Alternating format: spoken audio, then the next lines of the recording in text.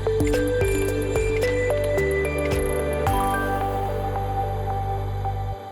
రోజుల క్రితం 19వ తారీఖు మధ్యాహ్నం హైదరాబాద్ నుంచి నేను కుటుంబంతో తిరుమల బయలుదేరినప్పుడు హైదరాబాద్ నుంచి తిరుపతి ఇండిగో విమానంలో వెళ్ళడం జరిగింది. అదే విమానంలో హైదరాబాద్ నుంచి తిరుపతి వైఎస్ఆర్సీపీ సీనియర్ నాయకుడు మాజీ మంత్రి పెద్దిరెడ్డి రామచంద్రారెడ్డి గారు ఆయన భార్య కూడా ప్రయాణం చేయడం జరిగింది. విమానం దిగి బయటకు వస్తున్నప్పుడు పెద్దిరెడ్డి గారిని నేను నమస్కారం సార్ బాగున్నారా అని అనడం జరిగింది. ఆయన కూడా బాగున్నాను అని చెప్పి షేక్ హ్యాండ్ ఇచ్చి వెళ్ళటం జరిగింది. ఇదంతా ఒక 7-8 సెకండ్లో జరిగింది. అయితే దీనికి సంబంధించి నేను 19వ తేదీ హైదరాబాద్ నుంచి ఇండిగో విమానంలో కుటుంబంతో తిరుమల వెళ్ళాను. నేను తిరుమలలో ఉన్నప్పుడే ముఖ్యమంత్రి గారి కార్యాలయం నుంచి మరుసటి రోజు సీఎం గారిని కలవమని నాకు సమాచారం వచ్చింది. మరుసటి రోజు అంటే 20వ తేదీ మధ్యాహ్నం 3 గంటల నుంచి రాత్రి 11 గంటల వరకు నేను సీఎం గారి పేషీలోనే ఉన్నాను. రాత్రి 10 గంటల నుంచి దాదాపు 10:40 వరకు 40 నిమిషాల పాటు సీఎం గారితో సమావేశం అయ్యాను. ఆ రాత్రి అమరావతి నుంచి తిరువూరు రావడం జరిగింది. నిన్న ఈరోజు కూడా తిరువూరులోనే అనేక కార్యక్రమాల్లో పాల్గొన్నాను. జరిగిన వాస్తవం ఇది. కానీ నేను పెద్దిరెడ్డి రామచంద్రారెడ్డిని పలకరించిన ఆ వీడియో పెట్టి అది రాజమండ్రిలో కలిసినట్టుగా కొంతమంది ప్రచారం చేస్తున్నారు. ఆ ప్రచారం చేస్తున్న వాళ్ళకి అదేదో భరత్ అనే నేను సినిమాలో చెప్పినట్టు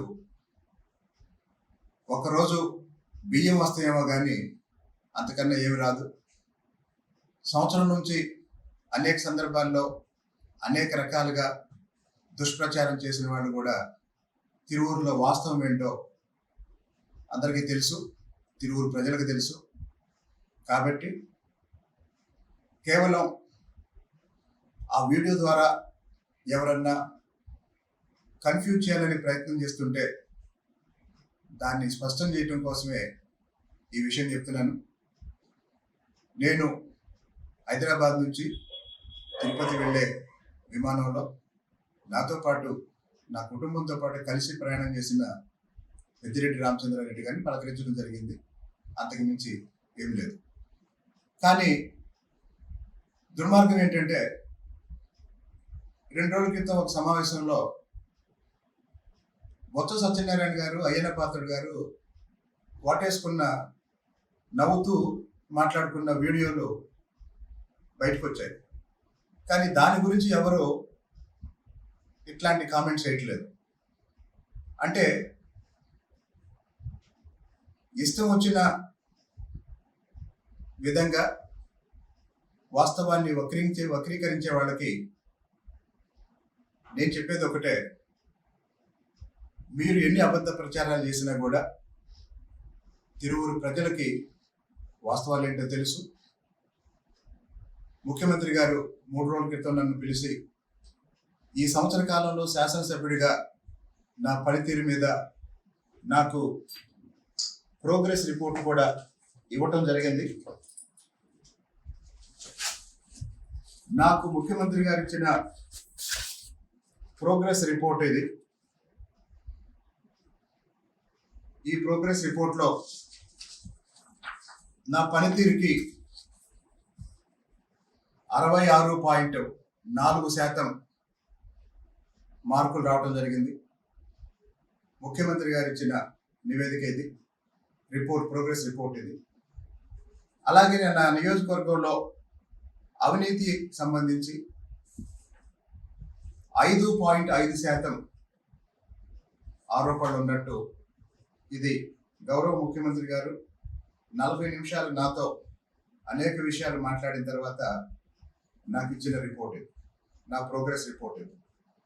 కాబట్టి నేనేం చేస్తున్నాను, నేను ఎలా పనిచేస్తున్నాను అనేది నాకు తెలుసు, నా తిరువురు ప్రజలకు తెలుసు, వాస్తవాలేంటో గౌరవ ముఖ్యమంత్రి గారు కూడా తెలుసు. కాబట్టి ఇలాంటి గాలి వార్తల్ని పట్టించుకోవద్దని అందరికీ తెలియజేస్తున్నారు. తెలుగులో న్యూస్ కి ఫాస్టెస్ట్ యాప్ ఇప్పుడు టోటల్లీ న్యూ అవతార్లో జస్ట్ 5 సెకండ్స్ లో కంప్లీట్ న్యూస్. సోషల్ మీడియాలో ట్రెండ్స్ కి one stop solution. Live TV app voice search option తో ఇప్పుడే డౌన్లోడ్ చేయండి లేదా అప్డేట్ అయిపోండి. యాప్ లింక్ డిస్క్రిప్షన్ లో ఉంది.